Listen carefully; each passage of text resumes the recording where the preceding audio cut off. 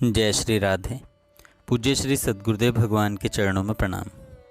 पूज्य श्री रुक्मणी बाई जी का जीवन चरित्र। एक दिन बाई वेणु विनोद कुंज गई। इन दिनों शीत ऋतु होने से कड़ाके का जाड़ा पड़ रहा था, परंतु न जाने बाई का शरीर किस मिट्टी का बना हुआ था कि उन्होंने कोई भी ऊनी वस्त्र अपने शरीर पर नहीं डाल रखा था। वे यमुना तट से सीधे वेणु विनोद कुंज चली गईं। वेणु विनोद कुंज जाकर पूज्य श्री महाराज जी से मिलने का उनका ढंग अनोखा ही था। यह ढंग बाई का अपना ही था।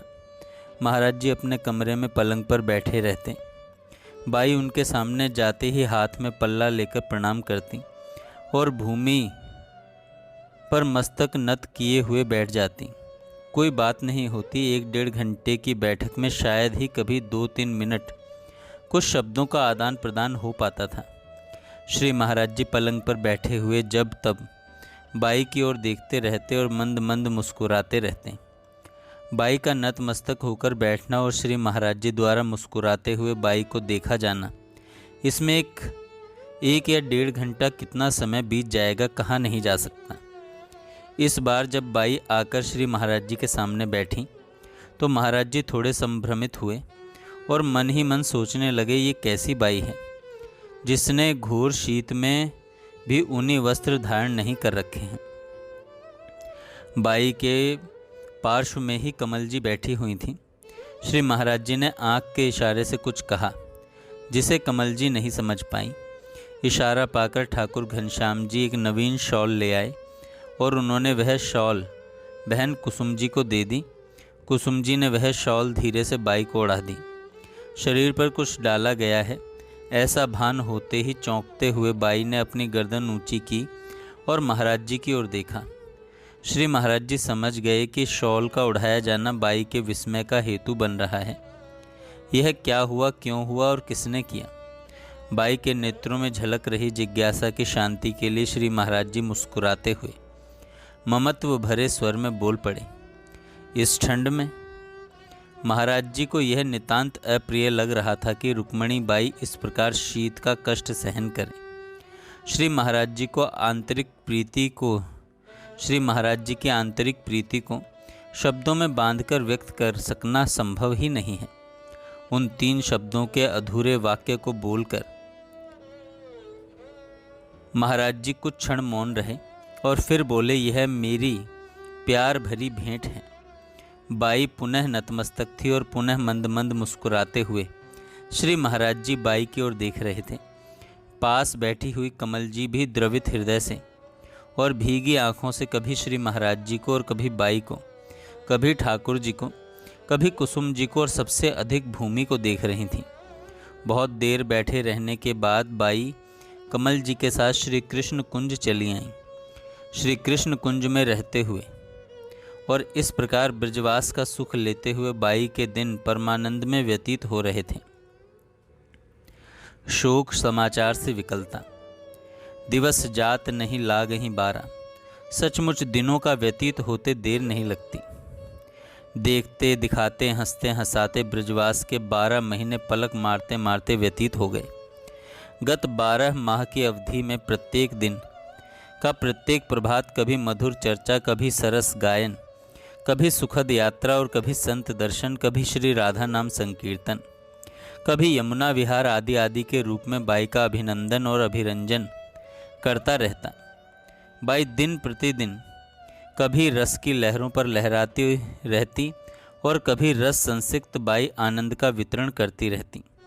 बाई का प्रत्येक महीना मधुमास था, किंतु एक दिन इस मधुमास की वासंती प्रभा को एक हृदय विदारक शोक समाचार ने डस लिया।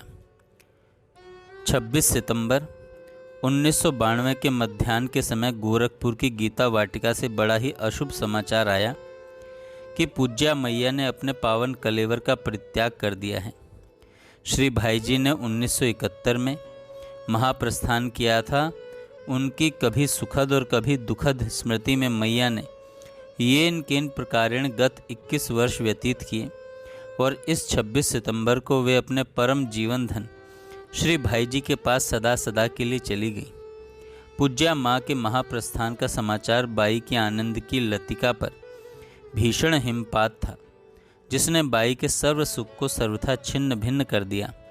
समाचार पाते ही बाई फूट फूट कर रोने लगी।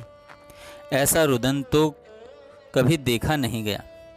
पूज्या माँ के निधन से भाभी जी, नर्मदा बाई, साथ की सभी बहनें बड़ी व्यथित हुईं, किंतु बाई की व्यथा को उनकी अपेक्षा अनंत गुनी थी। व्यथिता भाभी जी और नर्मदा बाई को क्षणे क्षणे संभाल रही थीं और सांत्वना देकर शांत करना चाह रही थीं, परंतु उनके सांत्वना के शब्द आग में घी की तरह काम कर रहे थे। सांत्वना सुनकर बाई का रुदन और अधिक बढ़ गया। बढ़ते हुए रुदन को देखकर भाभी जी को भी विस्मय होने लगा। भाभी जी जानती थीं कि पूज्या मैया के प्रति बाई की बड़ी श्रद्धा है।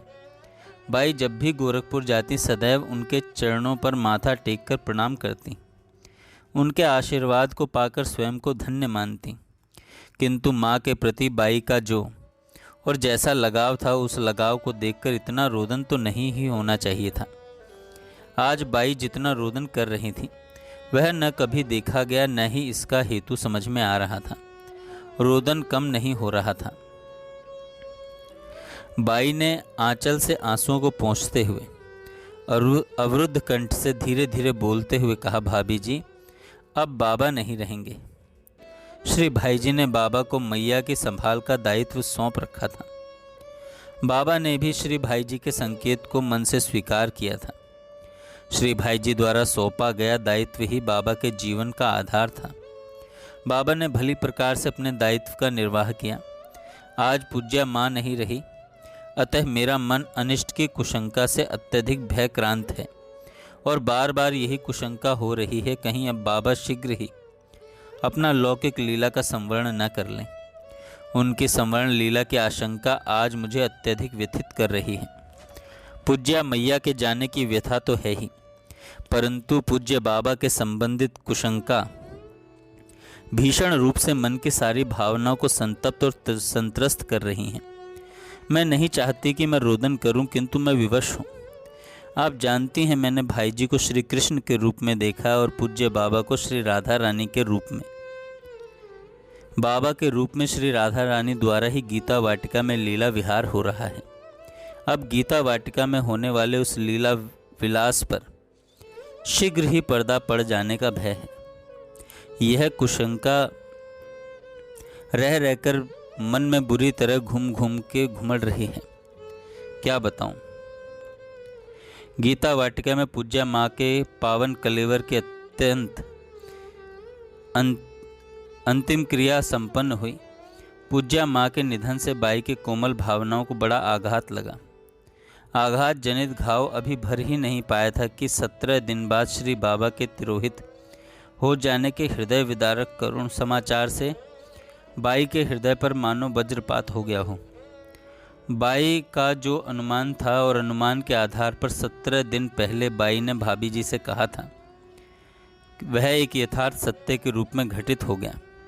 श्री बाबा के तिरोधान हो जाने से बाई के शोकाकुल मन की जैसी विकल और करुण स्थिति थी, उसका वर्णन संभव ही नहीं है। बाई फूट फूट कर रो रही थी। बाबा की अनेक स्मृतियां रह रह करके उनके मन को मथ रही थीं। स्मृतियों का तांता टूट ही नहीं रहा था। क्षणे क्षणे स्मृतियां उभर उभर करके मन को झकझोर रही थीं।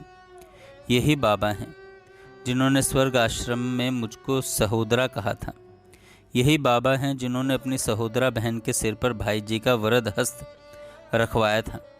यही बाबा हैं जिन्होंने अपनी निजी निधि सहोदरा बहन को भाभी जी के हाथों में अमूल्य धरोहर बतलाकर सौंपा था।